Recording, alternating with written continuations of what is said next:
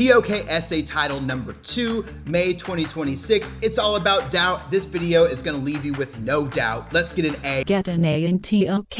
If you haven't seen my other videos yet, or even if you have, you know what you need to do. You need to get on my website, look in the description, and download my notes here. Look at all these notes that I've got for you. I got to kill those page breaks. I'm going to take you through all of these examples and evidence. You can click the link in the description and then just right here, download my Title 2 notes. Pause the video, you gotta do this first. The second thing might be even better. I am publishing sample essays on my Substack. The link is in the description. As soon as this video is published, I'm going to be uploading a sample essay. So if you're watching this now, check out my Substack. You can see a really good example of a TOK essay. If you need even more help, and I know that some of you do, especially if you're watching this in like February, hit me up on Fiverr. You can send me your essay. We can Zoom. I can make a video just for you. Check this out. This is pretty cool. I've helped people in 45% of the countries around the world. My prices start really low for some really basic services. Hit me up on Fiverr. Let's work together. And then finally, as always, get an A in tok.com/free stuff. I'll give you some outlines. I'll shoot some examples in there as well. Go ahead and get those for free, but let's get started. Okay, so again, if you haven't downloaded this document, I don't know why you're not downloading it. I got links for all of the different things that I just described there. Yeah. TOK essay samples. All right, let's get started. So I called this the easy one. I really like this title, but it's also really easy. So to what extent do you agree that doubt is central to the pursuit of knowledge? So I'm putting that in bold. I'm going to highlight it. I'm going to Comic Sans that. It didn't work. Oh yeah, here we go. Doubt is central. Everything needs to come down to, is doubt central or not? And we don't need to be all funny with the word central. Central means the most important thing, in the middle of it all. If you saw my entire TOK essay title breakdown for all of the titles, I say sometimes you need to define a term, sometimes you don't. This central, there's no doubt what this means. Okay, choose this if you don't want to work hard. Choose this if your friends are doing this because you can work with them, and choose them if you want an easy conclusion. There's a couple of these titles that really lend themselves to good conclusions. Let's go ahead and take a look at the examples though. All right, so we have to choose, no, we don't have to choose anything. I really like the natural sciences here. So there's a couple of articles that are so relevant to this title that I almost feel like if you don't read these, the examiners are gonna kind of fault you because it's so obvious that you need to read some of these articles. So this first one, why doubt is essential to science. This is in Scientific American. So this is a good source that you should be using. Right here, the link is in here. You can read this, and this, I don't know if I would use this for specific examples, but this is going to give you so many different ideas. They've got COVID. I always suggest against using COVID, but this is going to get you started, may give you something for the introduction, and it's going to tell you the direction that you need to go. Now, related is don't doubt my research. Not Scientific American, it's American Scientists. I don't know what the difference is. They have a fantastic article. This might be the best article that I'm sharing, called Reasonable versus Unreasonable Doubt. And this can actually give you examples that bring you to degrees of agreement and disagreement, because it's going to say, here's when doubt is good and here's when doubt is bad. Thus, it's not central to certain pursuits of knowledge. Yeah, as you can see this article, how it isn't central, so how it can be harmful. Okay, there it is. It didn't pop up for a minute. I had to fix the link. So reasonable versus unreasonable doubt. Although critiques of scientific findings can be used for misleading purposes, so when doubt can be good or bad, skepticism still plays a crucial role in producing robust research. This sounds like a TOK assignment, doesn't it? Really long. There's a whole bunch of good examples, and I think there's a couple of people that they focus on as well in here. So you can find some examples from just reading this article, but it's also just going to make you more knowledgeable about the entire title, which will give you the great claims, counterclaims, and perspectives and analysis that you need after you read some of these examples. Okay, this next one is honestly stuff that a lot of people do every single year for a bunch of different reasons. Natural sciences are filled with times when scientists made huge, groundbreaking claims that were then doubted because they were so big and they were proven wrong. So what does doubt do in the pursuit of knowledge, really in the pursuit of truth? Well, doubt inspires people to prove things that are wrong. So we've got cold fusion, spontaneous generation, faster than light neutrinos. Check this list out. So there's so many different things that we can choose when we're talking about what doubt did to prove things wrong, which produces new knowledge and protects the truth. You can choose any of these. A lot of these are chosen every single year. That one's not. Yeah, so these are good. I really like these. Cold fusion, spontaneous generation, and faster than light neutrinos. Those are classic TOK examples. So they're really easy to figure out. They're really easy to relate. But if you're shooting for like a 10 out of 10, I may not use those and I may choose something from this list. Also, don't choose things that are like anti-religion just because that's so common in really bad essays, because you get these angsty kids who just want to slam the Catholic Church. I'm not Catholic, but it just gets old, okay? So choose something that's more scientific and really something that you needed to learn about. Now, connected to that, less wronger than wrong, there are times when we doubt things and the new knowledge comes from that and we create new things. Check out this list to read about times when theories that are now considered incomplete were then completed and brand new fields of study were the result. So sometimes doubt can shut down things, but also sometimes doubt can help us create new things. Now, we're not doing a report on doubt.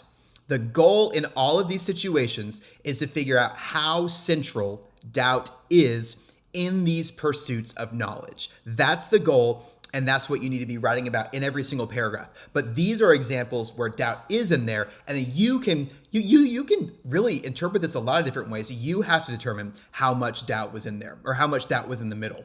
And then when you don't doubt, what happens? So it's important to think about both sides. Remember, we gotta have claims on every side of the spectrum. What happens, I can't spell, when scientists don't doubt at all? Let's do a question mark there. On one hand, Popper says that this could be what constitutes pseudoscience. So Karl Popper, everybody who's trying to be impressive in the TOK essay quotes Popper, but they don't really understand him. Popper says if you're just focused on proving yourself right, that's not science, that's pseudoscience.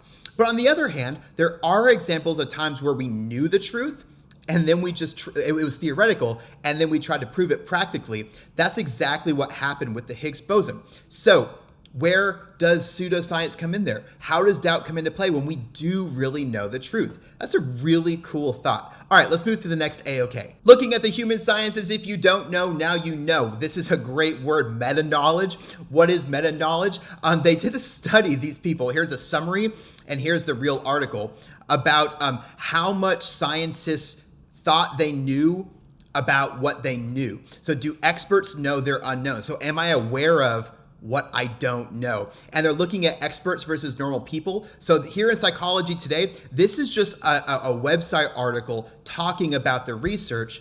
But if then you go here, this is the real article that you can read and quote from. So what I think you should do is go ahead and quote this, but understand it from here. And really, if you want to, you could plug these into ChatGPT and have it summarize it for you, just so you understand it, because it is a little bit unique. We're dealing with the word called meta-knowledge. A lot of what I've talked about so far is doubting the results, but this is a really cool article where scientists are doubting themselves, but also doubting their methods for pursuing knowledge. And that really works because the word here is not producing knowledge, it's pursuing knowledge. So I like this example because it's talking about, are we using the right methods when we conduct scientific experiments? That was really cool.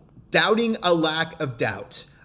It took me a minute to figure out what this is saying, because what this article says here, this study, is so obvious that I completely forgot how we scientists have to often doubt the humans that they are studying, because we're trying to get into the engine of human behavior. Sometimes people give us an answer that isn't true, so we have to doubt the things that the test subjects are saying. So for this, doubt is the thing that we have to have in order to pursue knowledge. So that is completely agreeing to a full extent with the title. I doubt your doubt. I hope your TOK teacher has taught you about the replication crisis. If not, you need to read about it. But basically, a lot of famous scientific studies we can't replicate the results. And if replication is the hallmark of good science, it's a great quote, then what is true? How do we know that these studies are telling us anything at all? So learn about the replication crisis, but this article is saying that when we try to replicate things